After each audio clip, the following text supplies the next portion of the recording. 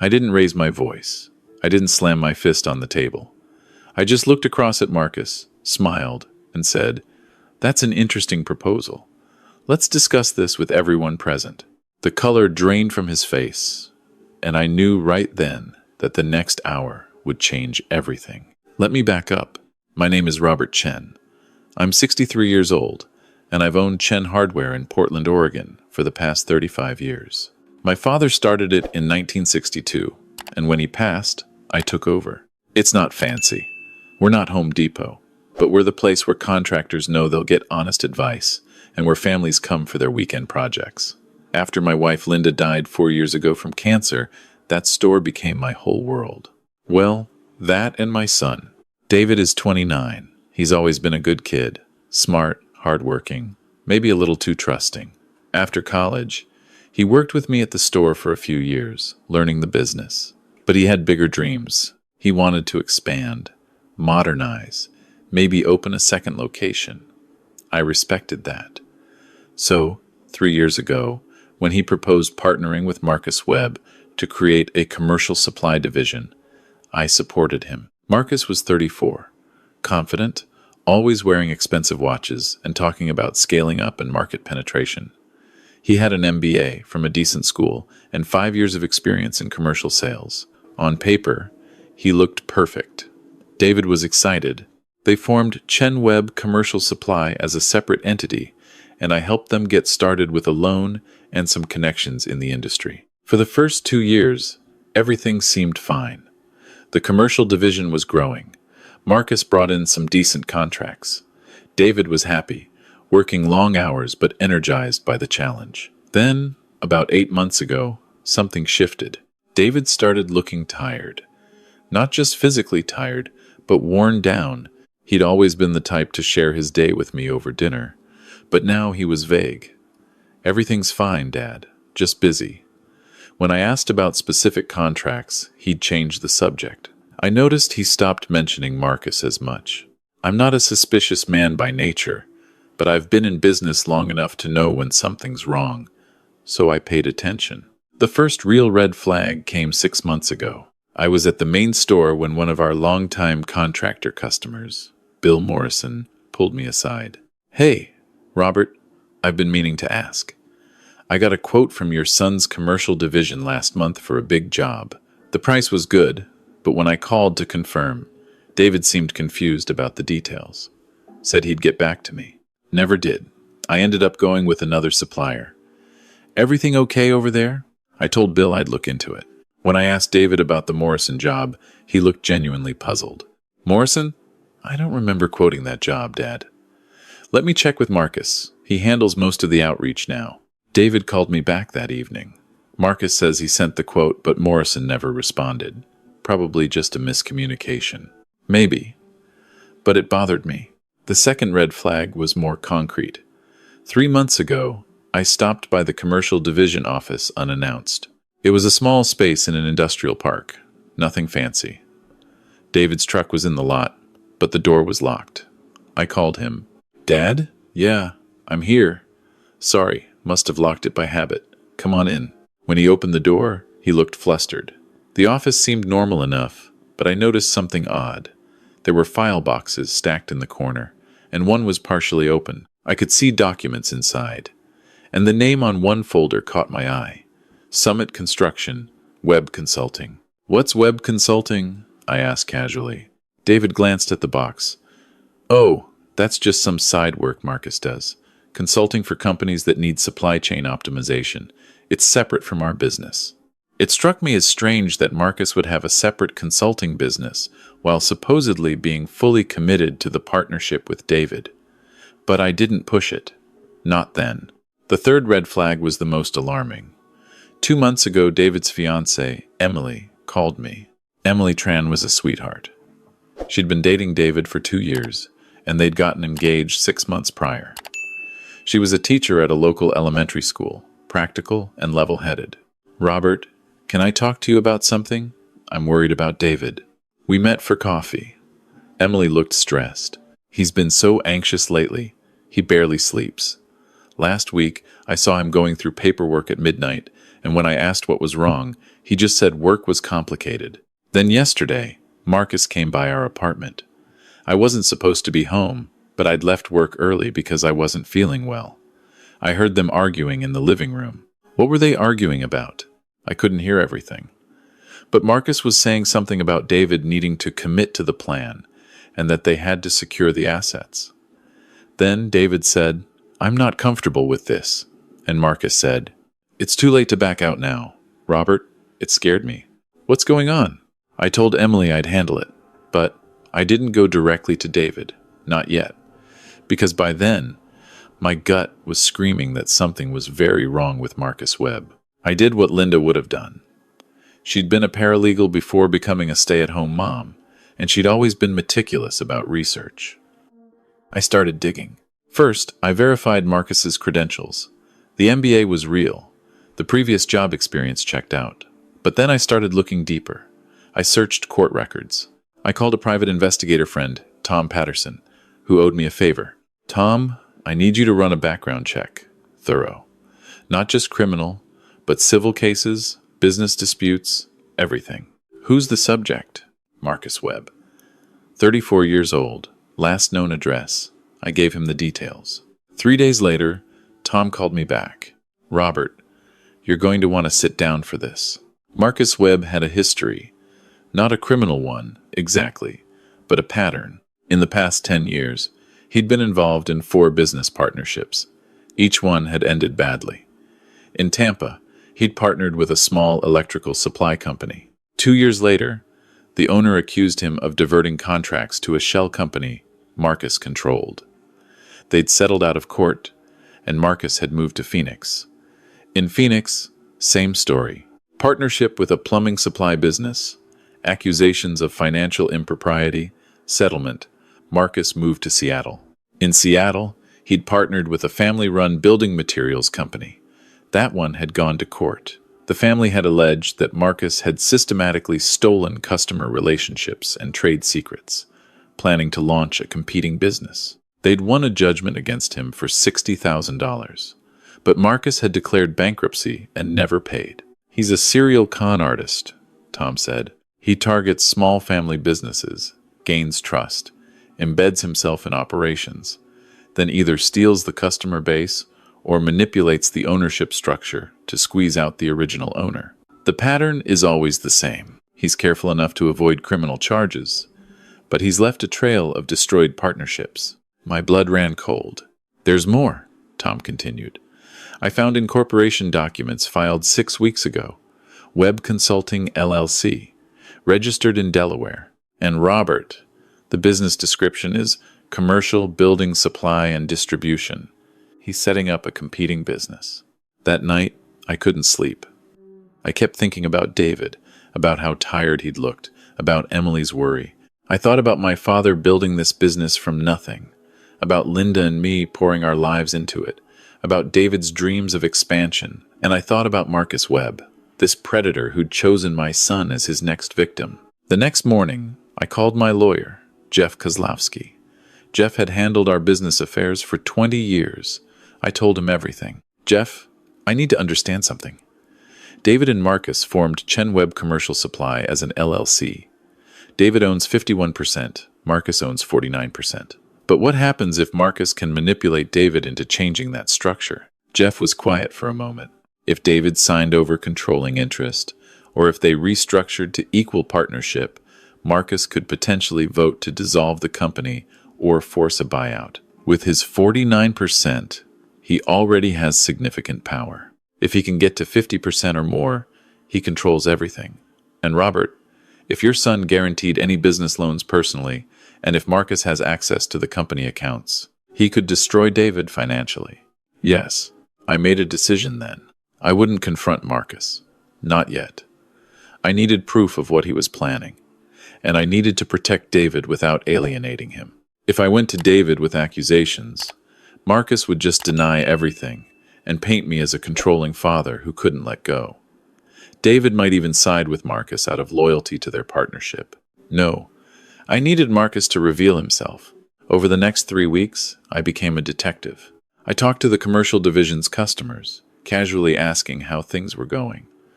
I learned that several of them had been contacted by web consulting, offering similar services at slightly lower prices. Some had already switched. I documented everything. I reached out to the previous partners Marcus had burned. In Phoenix, I spoke with Robert Jimenez, whose plumbing supply business had nearly bankrupted after Marcus's betrayal. "He's doing it again," Robert told me. "That's his method. He befriends you, learns everything about your business, identifies your key relationships, then systematically poaches them. By the time you realize what's happening, he's got half your customer base, and you're struggling to survive. Then he offers to buy you out for pennies on the dollar, or he just walks away and starts fresh somewhere else. Did you ever report him to authorities?" "We tried, but he's smart. Everything is just barely legal. He didn't steal money directly. He didn't forge signatures. He just used information he'd legitimately accessed as a partner to build his own competing business. The lawyers said it was a civil matter, not criminal. We won the judgment, but he declared bankruptcy. We never saw a dime." I thanked Robert and hung up. Then I sat in my office at the hardware store, surrounded by the same shelves my father had installed 60 years ago, and I made a plan. 2 weeks ago, David came to me with news. "Dad, Emily and I want to have an engagement party. Nothing big, just family and close friends. Maybe 30 people. We're thinking of doing it at Rizzo's, that Italian restaurant downtown. Would that be okay?" "Of course, son. I'd be honored." "When?" "Next Saturday." I know it's short notice, but Emily's parents are only in town for the weekend, and we wanted them to be there. "I'll be there." "Do you need help with anything?" David hesitated. "Actually, Marcus asked if he could come. He's been such a big part of the business, and, well, he's become a friend. Would you mind?" Every instinct told me to say no, but I smiled and said, "Of course. The more the merrier." Because this was it. This was the opportunity I'd been waiting for. I called Tom Patterson again. "Tom, I need a favor. A big one." I called Jeff Kozlowski. "Jeff, I need you to prepare some documents. Here's what I'm thinking." And I called my daughter. I haven't mentioned Sarah yet. She's 33, lives in Seattle, works as a forensic accountant for a corporate investigation firm. She's brilliant, tough, and fiercely protective of her little brother. When I told her what was happening, she was on a plane to Portland the next day. "Dad, what do you need me to do?" "I need you to review the financial records for Chen Web Commercial Supply. David will give you access if you ask. Tell him you're curious about his business, that you want to learn from his success. He'll be flattered." Sarah spent 3 days with David, going through the books. When she came to my house on Friday night, her face was grim. "Dad, it's worse than you thought. Marcus has been systematically overcharging customers and pocketing the difference through false vendor accounts. He's stolen at least $80,000 from the business over the past year. And there are contracts David knows nothing about. Contracts Marcus negotiated and fulfilled through his web consulting entity, using resources from Chen Web. He's been running a parallel business inside David's company. Can we prove it? I documented everything. I made copies before David noticed what I was really doing. We have enough for a fraud case, possibly criminal charges. Does David know? Sarah shook her head. I didn't tell him. I thought you should decide how to handle it. Saturday arrived. The engagement party was set for 6 o'clock at Rizzo's. It was a private room, intimate and warm, with candles on the tables, and Sarah arranged for a projector and screen, telling the restaurant it was for a slideshow of David and Emily's relationship. That wasn't exactly true. I arrived early. Sarah was already there, setting up. Jeff Kozlowski came with me, carrying a briefcase. Tom Patterson was sitting at the bar, nursing a beer, looking like any other customer. David and Emily arrived at 5:30. David looked happier than I'd seen him in months. Emily was glowing.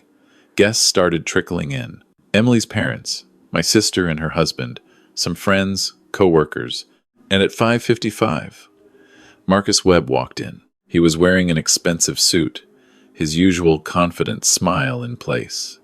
He shook hands, made small talk, played the part of the supportive business partner. When he saw me, he approached with his hand extended. "Robert, Good to see you. This is a wonderful occasion. I shook his hand. It is. Family is everything, Marcus. I'm sure you understand. Something flickered in his eyes, but the smile stayed fixed. Absolutely. Dinner was served. People ate, laughed, toasted the happy couple. David gave a short speech, thanking everyone for coming. Emily cried happy tears. It was beautiful, and my heart was breaking because I knew what was coming. At 7:30, during a lull in the conversation, Marcus stood up. He tapped his glass with a fork, getting everyone's attention. If I could say a few words, he began. David, Emily, congratulations on your engagement. David, working with you has been one of the great privileges of my career. You're not just a business partner, you're a friend. David smiled, surprised but pleased by the attention.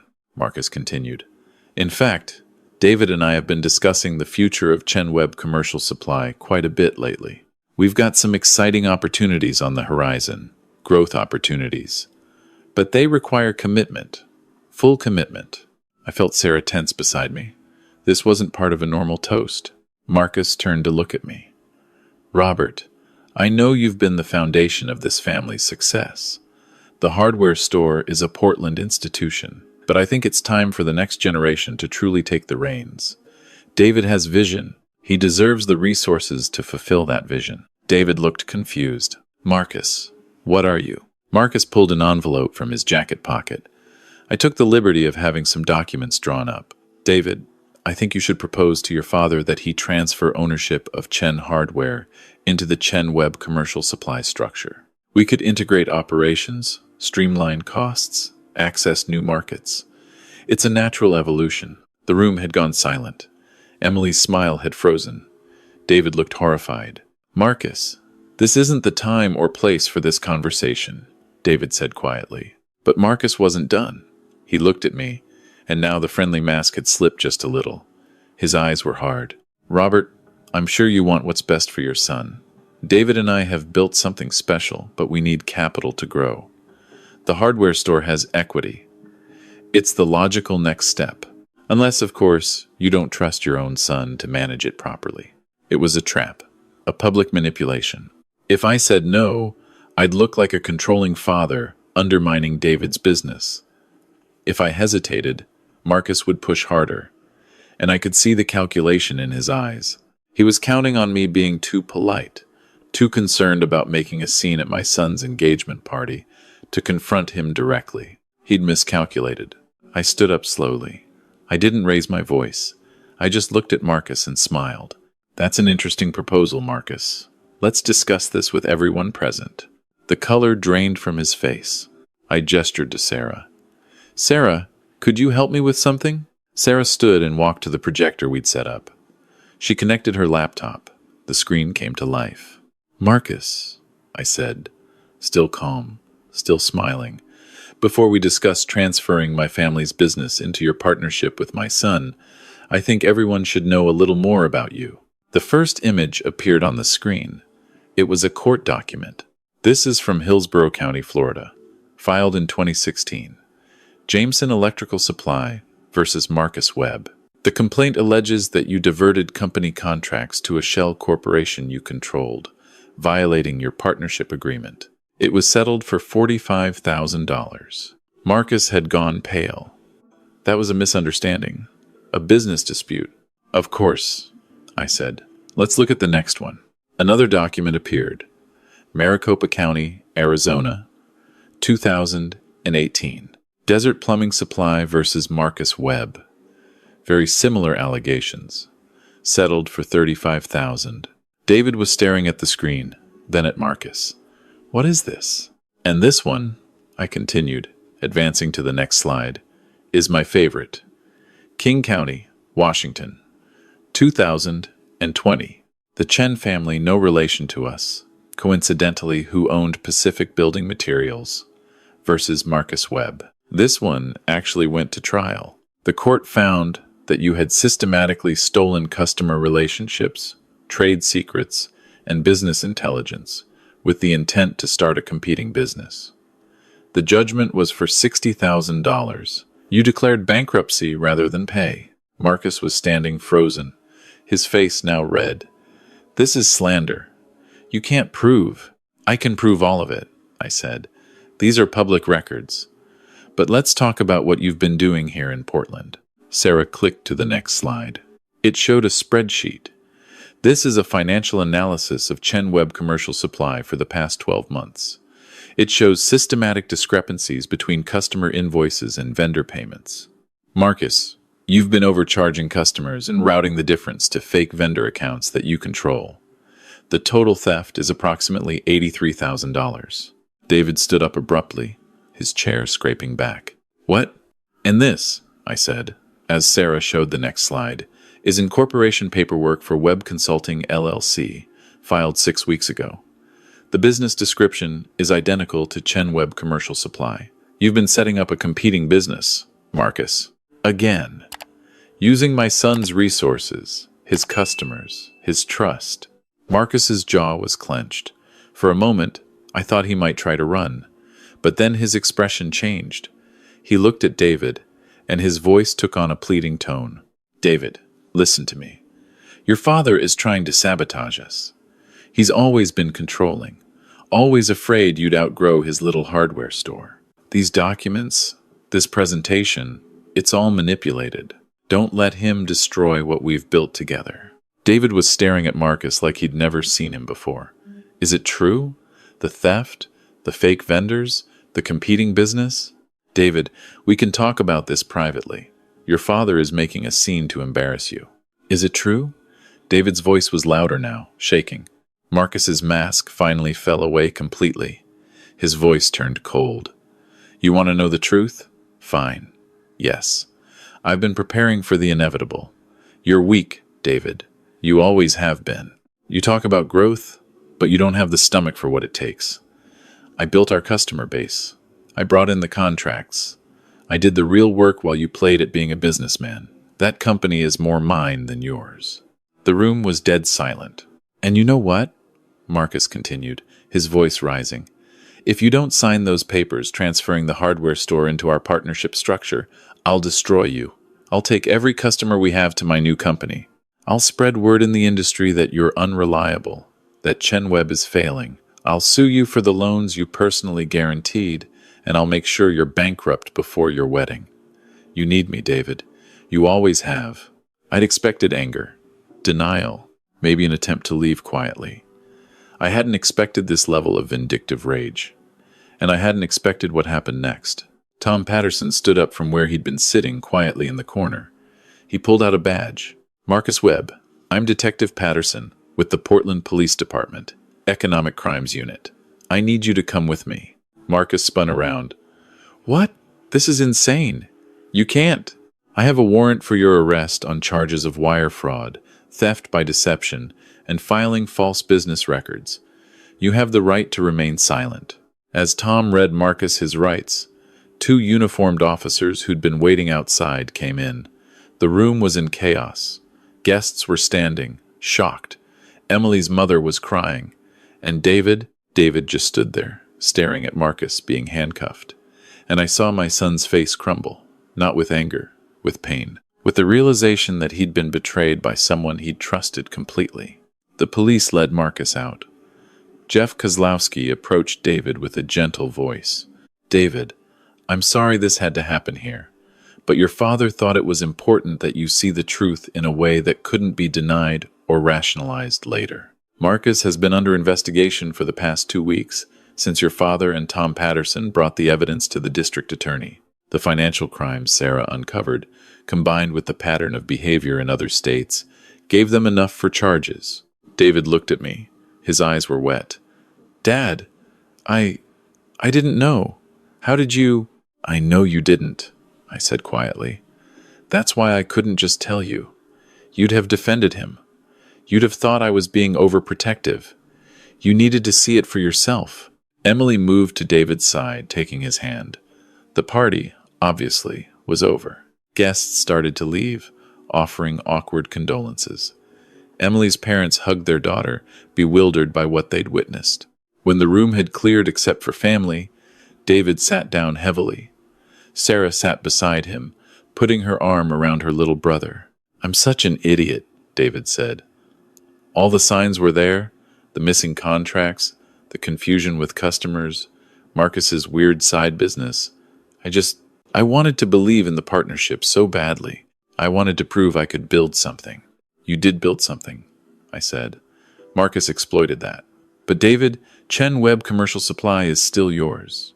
With Marcus's shares forfeited due to the criminal charges, and with the financial documentation Sarah compiled, we can recover most of what was stolen. The business has real contracts, real customers who value your work. This isn't the end. But David shook his head. I don't know if I can do this anymore, Dad. I don't trust my own judgment. That broke my heart more than anything Marcus had done. The next few weeks were hard. Marcus was arraigned on multiple charges. Jeff Kozlowski worked with the district attorney to ensure the case was solid. Turned out, once David's story became public, 2 other victims came forward. One from Denver, one from Austin. Same pattern. Marcus had been running this con across the country for over a decade. David closed down Chen Web Commercial Supply temporarily. He couldn't face it. Emily stayed by his side, but I could see the toll it was taking on him. My confident, ambitious son had become withdrawn and uncertain. One evening, about 3 weeks after the arrest, I found David sitting alone in the hardware store after closing. He was in the section where we keep the power tools, just staring at the shelves.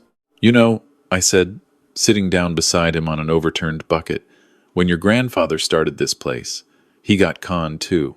David looked at me, surprised. Really? Yep, his second year in business. He partnered with a guy who promised to help him expand.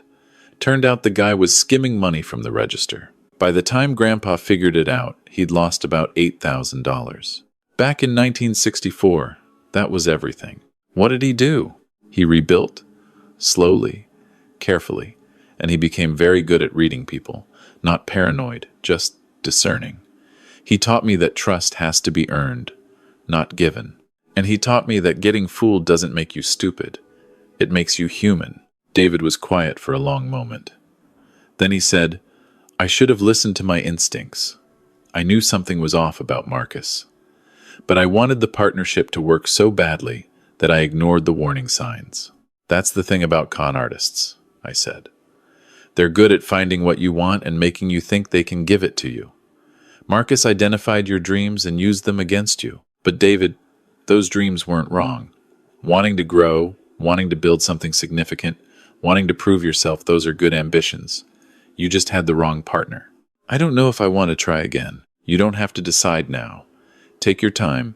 Focus on your wedding. Focus on Emily. The business can wait.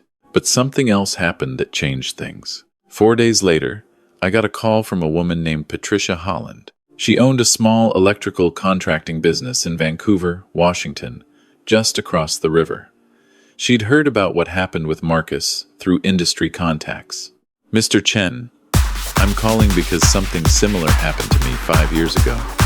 Not Marcus Webb, but someone with the same playbook. I know what your son is going through. We talked for over an hour. Patricia told me how she'd rebuilt her business after being betrayed by a partner, how she'd learned to trust again, how she'd created new systems to protect herself. She was warm, funny, and whip-smart. At the end of the conversation, she said something that stuck with me. Tell your son that the best revenge is building something so good that the people who tried to tear you down become footnotes in your success story. I shared the conversation with David. Then, on impulse, I suggested he call her. She understands what you're going through in a way that I can't. Maybe talking to someone who's been there would help. David was hesitant, but he made the call. Then, another. Then Patricia invited him to tour her business and see how she'd structured her operations to prevent another partnership betrayal. Emily went with him. Over the next couple of months, David and Patricia became friends. She introduced him to other small business owners who'd overcome similar setbacks. Slowly, I watched my son start to heal. He didn't reopen Chen Web Commercial Supply, but he started consulting for other businesses on commercial supply chains, using what he learned. The trial happened 4 months after the arrest. Marcus Webb was convicted on 8 counts of fraud and theft. He was sentenced to 5 years in prison and ordered to pay restitution to all his victims. David testified. It was hard for him, but he did it with dignity. At the sentencing, the judge said something I'll never forget. "Mr. Webb, you have a talent for identifying good people and exploiting their trust. That makes you more dangerous than someone who simply steals. You steal dreams." David and Emily's wedding was in September, 8 months after the engagement party. It was beautiful, small and intimate, just family and close friends, at a vineyard in the Willamette Valley. Sarah was the maid of honor. I walked Emily down the aisle with her father, and I stood beside David as his best man. During the reception, as I watched David and Emily dance, Patricia Holland approached me. She'd become a friend to the whole family by then. "He's going to be okay," she said. "I know. Thanks to you, in part. He did the work himself. I just showed him it was possible. Still, thank you," she smiled. "You know, Robert, what you did at that engagement party was risky. Confronting Marcus publicly could have backfired. David could have felt humiliated or betrayed by me. I know, but I couldn't let Marcus manipulate him in private. David needed to see the truth in a way that was undeniable. He needed witnesses. Otherwise, Marcus would have twisted it, made David doubt himself. You trusted your son to handle the truth." "I did, because despite everything, David is strong. He just needed to remember that." Patricia squeezed my hand. "You're a good father." Now, sitting here, a year and a half later, I can see how things have worked out. David rebuilt his consulting business and is thriving. He and Emily bought a house in Southeast Portland and are expecting their first child in the spring. Sarah moved back to Portland to be closer to family and started her own forensic accounting practice. She's brilliant at what she does, helping other businesses avoid the kind of predator that Marcus was. Marcus Webb is in prison. His name is now on a list that circulates in the Pacific Northwest business community, a warning to others. And me, I'm still running Chen Hardware, but David's been talking about eventually taking it over after all. Not to expand it into some empire, but to preserve it, to carry on what my father started. That feels right. I learned something through all of this. Love isn't always gentle. Sometimes love means doing the hard thing, the uncomfortable thing, to protect the people you care about. I could have confronted Marcus privately, but David wouldn't have believed me. I could have just told David my suspicions, but he would have defended Marcus and damaged our relationship. Instead, I trusted David enough to show him the truth and let him make his own choice. That night at Rizzo's, when Marcus made his play, I didn't raise my voice. I didn't slam my fist. I just smiled and said, "Let's discuss this with everyone present." Because I knew that con artists hate the light. They operate in shadows and private conversations where they can control the narrative. The moment I turned on the lights, Marcus was finished. Sometimes the best thing a father can do is trust his son with the truth, even when it hurts. Especially when it hurts. David learned more from watching Marcus be exposed than he ever could have from me, simply warning him. He learned to trust his instincts. He learned that being deceived doesn't make you weak. And he learned that real partners, real friends, real family stand beside you when things fall apart. As I watched David dance with his wife at their wedding, as I saw the joy back in his eyes, I thought about Linda. She would have been proud, not of the dramatic confrontation, necessarily, but of what came after, the healing, the growth, the way our family came together. I raised my glass in a silent toast to her memory and to my son's future. And somewhere, in a prison cell in Oregon, Marcus Webb was learning that some people can't be conned.